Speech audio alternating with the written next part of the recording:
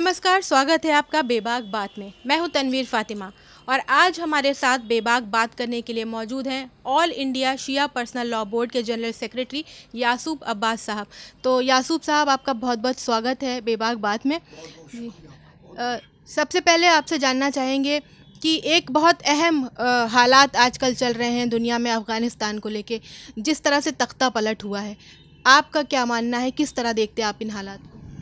मेरे ख़्याल से अफ़गानिस्तान के जो हालात जो इधर पैदा हुए हैं और जो वहाँ तख्ता पलट हुआ है, इससे हमारे मुल्क के कुछ लोग खुशी मना रहे हैं। वो खुशी मना रहे हैं, मैं उसके ऊपर इज़हार अफसोस कर रहा हूँ, इसलिए कि ये वही तालिबान हैं जो अपने को आज सेकुलर बना के पेश कर रहे हैं।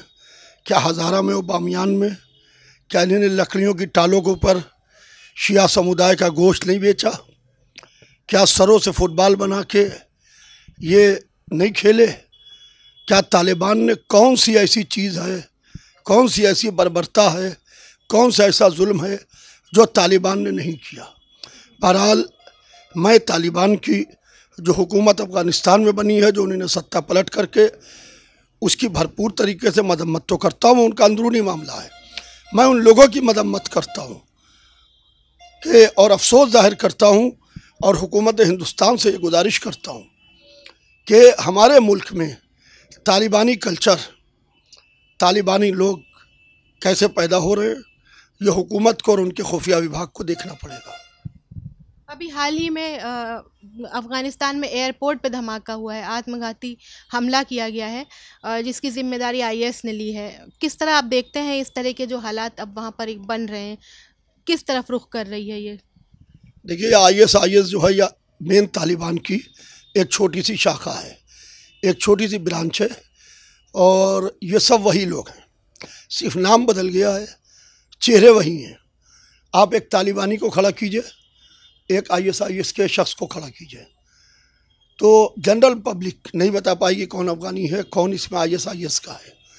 चेहरा जो है वो कल्चर स्ट्रक्चर एक है, मगर नाम बदला हुआ है, और इसकी पूरी जिम्मेदारी जो भी है वो उन लोगों के सर के ऊपर आती है जो इंसानियत के दुश्मन हैं।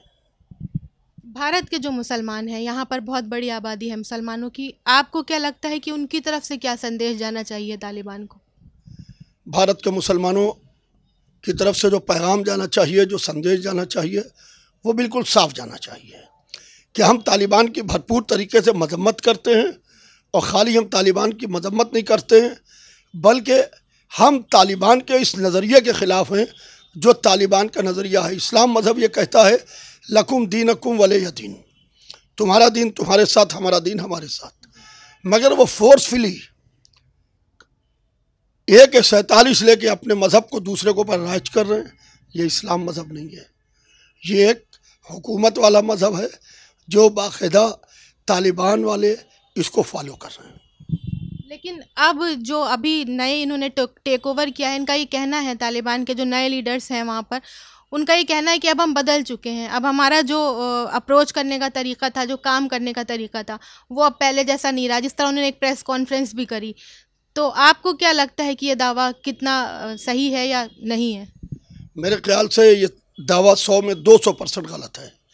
एक बात बताइए आप कि जो खड़े होके पिंजरे के अंदर बंद करके निहत्ते सहाफ़ी को पेट्रोल छिड़क के जला दे, जो सर काट के उससे फुटबॉल बना के खेले, जो निहत्ते लोगों के हाथ पीठ से बांध के AK-47 से सबको कत्ल कर दे, गर्दन के ऊपर तलवार मारे और अल्लाह अकबर के नारे भी लगाए, ऐसी कौन सी चीज़ और रद्दबदल आ गया कि उन्होंने अपना पूरा निज़ाम ही, अपना स्ट्रक्चर ही चेंज कर लिया?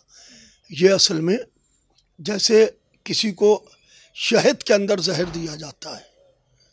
तालिबान शहद के अंदर जहर देने की कोशिश कर रहे हैं। जिन लोगों ने तालिबान को बिठाया है, मैं उनका नाम नहीं लूँगा, मुझसे नाम ना पूछिएगा, वरना बात निकलेगी तो बहुत दूर तलक जाएगी। जिन लोगों ने तालिबान को बिठाया है, उन अपने आकाओं को मैसेज देने के लिए वो अपने को सेकुलर शो कर रहे हैं, मजलिसों में जाने की नाटक भी कर रहे हैं। क्या मजलिसों में जा रहे हैं? इमाम हुसैन, उनकी अज़ादारी किसी के जाने या ना जाने की मोहताज नहीं है। अब इस तरह की भी खबरें आ रही हैं कि पाकिस्तान और अफ़गानिस्तान मतलब तालिबान मिलकर जो कश्मीर की आज़ादी की बात कर रहे हैं कि हम मिलकर आज़ाद करवाएंगे कश्मीर को। आपको क्या लगता है जो नया एक ये गठबंधन बन रहा है, ये जिस तरह की इन्होंने ये दावा किया है, ये क्या कर पाएंगे या किस तरह के आपको लगता है कि हालात आगे पैदा होने वाले हैं? देखिए, कश्मीर की आज़ादी की बात तो छोड़ दीजिए, कश्मीरी खुद जवाब देने के लिए काफ़ी है। ये हमारे हिंदुस्तान की तरफ या कश्मीर की तरफ निगाह उठा के देख नहीं सकते हैं। हमारे मुल्क की फ़ौज इनकी आंखें निकाल लेगी अगर से इन्हीं ने हमारे मुल्क की तरफ या कश्मीर की तरफ निगाह उठा के देखा। क्या भूल गए जिस वक्त पाकिस्तान ने हमला किया था, कारगिल के रहने वालों ने जिस तरीके से मुंहतोड़ जवाब दिया, कारगिल के ख़ास तौर से जो शिया थे वहाँ के ऊपर, कारगिल के, उन्होंने जिस तरीके से पाकिस्तानी फ़ौज को जवाब दिया है वो काबिल तारीफ़ है। मेरे ज़ाती ताल्लुकात हैं कारगिल के ex MP mister Hasan Khan साहब, असगर करबलाई साहब जो सिटिंग MLA हैं, बाखर काज़मी साहब जो सिटिंग MLA हैं कारगिल के। अक्सर मेरी बात होती रहती है, उन सब का वही नज़रिया है जो हमारा आपका है, वह हमारे मुल्क के साथ हैं, हिंदुस्तान के साथ हैं। अब अगर बात करें आपके शिया पर्सनल लॉ बोर्ड की, हाल ही में आपकी एक मीटिंग हुई थी जिसमें कई अहम मुद्दों पर आप लोगों ने चर्चा की है, जिसमें से एक बहुत अहम बात थी ये जनसंख्या नियंत्रण कानून जो आ रहा है, इसके ऊपर क्या स्टैंड है आपका और क्या आपको लगता है कि इसको अप्लाई करना चाहिए या नहीं करना चाहिए? देखिए, जनसंख्या नियंत्रण कानून जो आ रहा है यह मुसलमानों को सामने रख के बनाया गया है। 4.5 साल हो गए योगी जी की सत्ता संभाले हुए, पहले ही साल आ जाता। सिर्फ एक कम्युनिटी को टारगेट करने के लिए कि मुसलमानों के यहाँ बच्चे बहुत पैदा होते हैं, लिहाजा जनसंख्या नियंत्रण कानून को लेके आओ। हम ये कहते हैं कि एजुकेशन पैदा करो। जब शिक्षा पैदा कीजिएगा, यूनिवर्सिटीज़ खोलिएगा, कॉलेजेस खोलिएगा, स्कूल खोलिएगा, तो खुद ब खुद हर चीज़ कंट्रोल में आ जाएगी। वरना कानून बना देने से, क्या डाके के लिए कानून नहीं बना हुआ है? क्या चोरों के लिए कानून नहीं बना हुआ है? क्या 50 कानून ऐसे नहीं है? मगर लोग कानून का उल्लंघन कर रहे हैं, नहीं कर रहे हैं, तो कौन इसको मानेगा? जिस दिन वो कानून बिल पेश हो रहा था उसी दिन गाज़ियाबाद में एक माँ के यहाँ 4 बच्चों को उस माँ ने जन्म दिया। तो कम से कम सोचना चाहिए, यह इंसान के इख्तियार में नहीं है, यह अल्लाह के इख्तियार की बात है। एक इसके अलावा एक अहम मुद्दा रहा आप लोगों का मॉडर्न निकाहनामा, आपने इंट्रोड्यूस करने की बात कही है, क्या है इसका प्रारूप और किस तरह का होगा ये निकाहनामा? हमारा मॉडर्न निकाहनामा आ चुका है। ऑल इंडिया शिया फसला बोर्ड ने अपने मुंबई के राष्ट्रीय अधिवेशन में जो अंजुमन इस्लाम मुंबई में हुआ था उसमें हमने अपना मॉडर्न निकाहनामा पेश कर दिया है। उसी साल भोपाल में ऑल इंडिया मुस्लिम फसला बोर्ड ने अपना निकाहनामा पेश किया था और ऑल इंडिया शिया फसला बोर्ड ने मुंबई में अपना निकाहनामा पेश किया था, मगर उनके निकाहनामे को औरतों ने जला दिया था। हो सकता है आप पुरानी क्लिपें देखिए। और हमारे निकाहनामे का वेलकम किया था क्योंकि हमने एक बात कही थी, एक लड़की जो किसी की बेटी है, किसी की बहन है, आप 3 दफ़ा तलाक तलाक तलाक कह के उसकी ज़िंदगी को कैसे ख़त्म कर सकते हैं? आप 3 लाख दफ़ा भी तलाक कहिए तो तलाक वाक़ई नहीं होती है। हमारे यहाँ निकाह में गवाह की ज़रूरत नहीं है फ़िक़्ह जाफ़री में, मगर हमारे यहाँ तलाक़ में 2 आदिल गवाहों की ज़रूरत है। अगर लड़का और लड़की अकेले कमरे में जाते हैं और बाहर निकलते हैं कहते हैं हमने निकाह कर लिया, तो हमारा समाज, हमारी कम्युनिटी उसको एक्सेप्ट करती है और हर तरह के निकाह को, जो भी जहाँ पर गठबंधन हो रहा है, शादी ब्याह हो रहा है, उसको वो एक्सेप्ट करते हैं। मगर अगर से 2 घर टूटने की बात है तो कम से कम 2 आदिल गवाह हों। लिहाजा आपने तलाक तलाक तलाक कह के आपने किसी बच्ची की ज़िंदगी को तबाह कर दिया, यह बिल्कुल गलत है। इसको फ़िक़्ह जाफ़री कतई एक्सेप्ट नहीं करती है। ये जो तमाम मसले हैं जिन पर हम लोग बात कर रहे हैं, चाहे वो जनसंख्या नियंत्रण पर हो या निकाहनामे की ज़रूरत पड़ने पर हो, ये सारी जो जितनी भी ज़रूरतें हैं ये कहीं ना कहीं डेवलपमेंट की कमी को कह सकते हैं आप। ग्रास रूट जो प्रॉब्लम्स हैं मुस्लिम कम्युनिटी में, तो उसको दूर करने के लिए आप लोगों की तरफ से क्या कोशिशें की जा रही हैं? देखिए, जहाँ तक है जनसंख्या नियंत्रण की बात है, उसके लिए एजुकेशन की तरफ लोगों को मुतवज्जे कीजिए। जो आज एजुकेटेड फैमिलीज़ हैं, वो किसी मजहब की भी हो, उनके यहाँ एक बच्चा, 2 बच्चे, बहुत से बहुत 3 बच्चे, इससे ज़्यादा बच्चे नहीं हैं। अब आप तालीम दे नहीं रहे हैं, कोई स्कीम ला नहीं रहे हैं, और उसके बाद कहते हैं कि हम ये कानून लेके आ रहे हैं और जो इसके ऊपर अमल नहीं करेगा हम उसके अधिकार छीन लेंगे। ये कौन सी बात होती है साहब?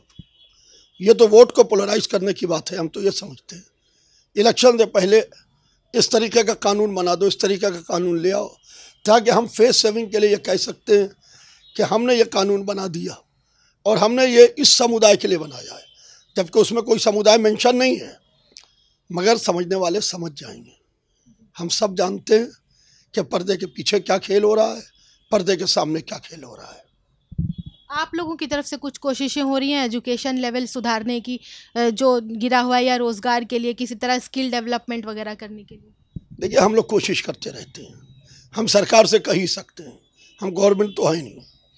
हम गवर्नमेंट से जब भी मिलते हैं, जब भी हमारी मुलाकात होती है, हुकूमत के ज़िम्मेदारों से तो हम उनसे रिक्वेस्ट करते हैं कि आप एजुकेशन की फील्ड में ज़मीनी लेवल पर काम कीजिए। जब तक कि आप ज़मीनी लेवल पर काम नहीं करेंगे तो शिक्षा का स्तर बढ़ेगा नहीं। शिक्षा का स्तर बढ़ने के लिए आपको सबको साथ में लेके चलना है, सारे धर्म, सारे मज़हब को। उसके लिए ये नहीं है कि ये हिंदू है, ये मुसलमान है, ये सिख है, ये ईसाई है। हिंदू और मुसलमान मुल्क की 2 आँखें हैं। अगर एक आँख कमज़ोर हो, एक आँख ठीक हो तो चेहरा अच्छा नहीं लगता है। दोनों आँखें अच्छी हो तो चेहरा अच्छा लगता है। बहुत अच्छी बात कही आपने, और इसी के साथ आपका बहुत बहुत शुक्रिया हमसे बेबाक बात करने के लिए। तो दोस्तों, बेबाक बात के आज के एपिसोड में बस इतना ही। आज हमने बात की मौलाना यासूब अब्बास से, जिन्होंने खुलकर चर्चा की कई अहम मुद्दों पर। हमसे जुड़े रहने के लिए हमारे वीडियोस को लाइक कीजिए, शेयर कीजिए और सब्सक्राइब कीजिए। नमस्कार।